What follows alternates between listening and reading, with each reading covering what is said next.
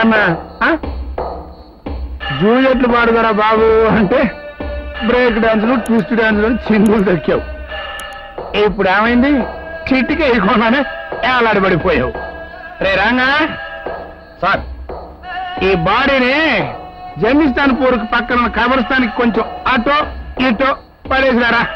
జనం చూస్తే కాస్త మోసుకున్నా మోసుకెళ్తారు.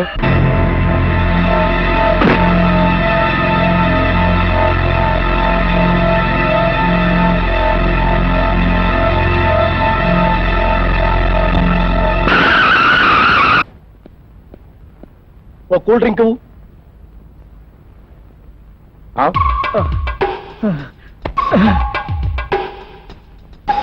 ముసలాడు ఎలా పడిపోయాడో చూడండి.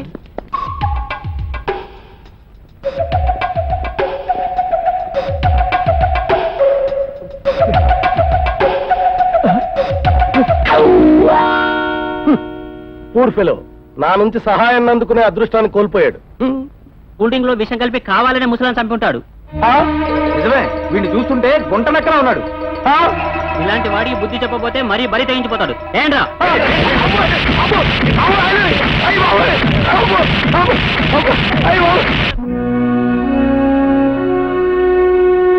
Good morning sir.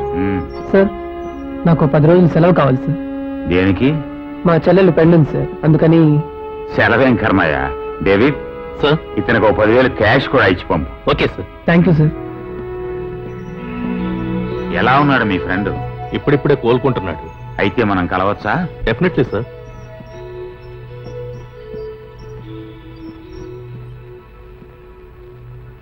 How are you my bye?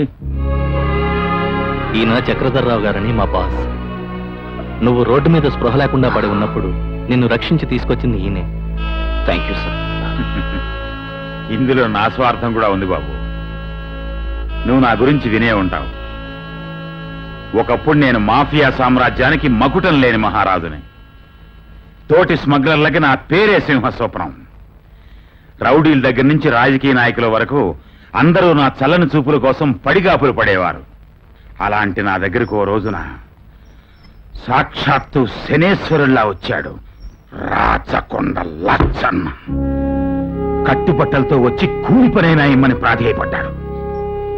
నన్ను మభ్యపెట్టి మోసం చేసి విశాఖపట్నం రేవులో నా వెన్ను విరిచి నా సామ్రాజ్యాన్ని వాడు ఆక్రమించుకున్నాడు. ఆ రోజు నుంచి నాకు మిగిలింది కసి, పగ, ప్రతీకారం. కానీ ఒక్కసారే చంపేస్తే అది వాడికి వరం, నాకు శాపం అవుతుంది. చిత్రహింస చేయాలి, కుక్క చావు చంపాలి, వాణ్ణి మళ్లీ కూలివాణ్ణి చేసి నడి రోడ్డు మీద నిలబెట్టాలి. వాడు నీకు నాకు మనిద్దరికీ శత్రువే. నీకు కండబలం, ఆత్మవిశ్వాసం ఉన్నాయి. నాకు అంగబలం, అర్థబలం ఉన్నాయి. మనిద్దరం కలిస్తే వాడిని పాతాళాన్ని తొక్కేయచ్చు. కమాన్. నేనొక మాఫియా కింగ్ననేగా నాతో చెయ్యి కలపడానికి సందేహిస్తున్నావు? చూడు బాబు, ముళ్ళుని ముళ్ళుతోనే తీయాలంటారు. కేవలం వాడిని సర్వనాశనం చేయటానికే ఈ గ్యాంగు ఇదంతా మెయింటైన్ చేస్తున్నాను. వాడి పతనాన్ని నా కళ్ళారా చూసిన రోజున నేను స్మగ్లింగ్ లో సంపాదించిందంతా ఒక్క పైసా కూడా మిగిల్చుకోకుండా పేదలకు పంచిపెట్టేస్తాను.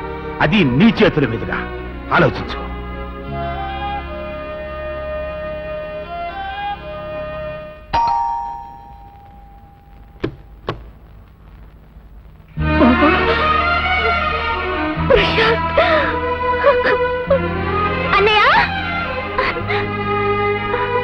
ప్రశాంత్, ఎక్కడికి వెళ్ళావురా ఇన్నాళ్ళు?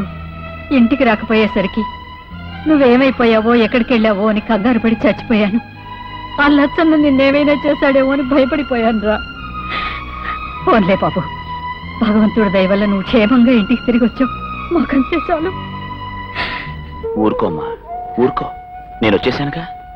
నా స్నేహితుడు ఒక పెద్ద కంపెనీలో ఉద్యోగం ఇప్పిస్తాడు. అనుకోకుండా ఆ పని మీద ఊరికెళ్లాల్సి వచ్చింది. ఇంకెప్పుడు అలా చెప్పకుండా వెళ్ళకు బాబు. మీ నాన్నగారు అలా అయిన దగ్గర నుంచి నువ్వు కనపడకపోతే నాకు కంగారుగాను భయంగాను ఉంటుందిరా. పద.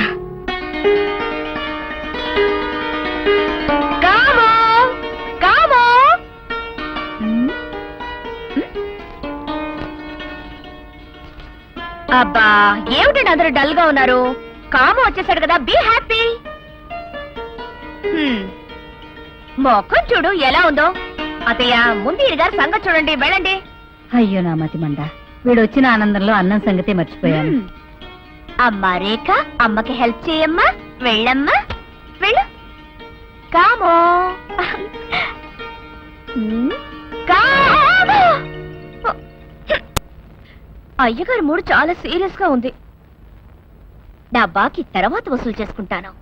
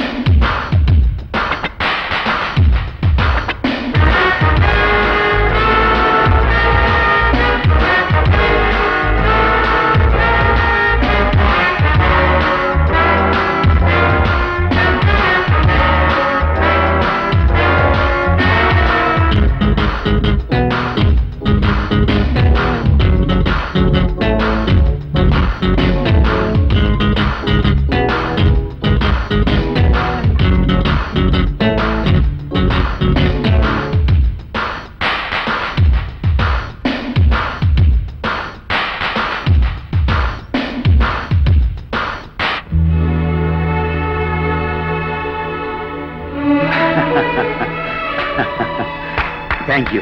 నేను మీ గ్యాంగ్ లో చేరుతోంది మీకోసం కాదు, నా కోసం.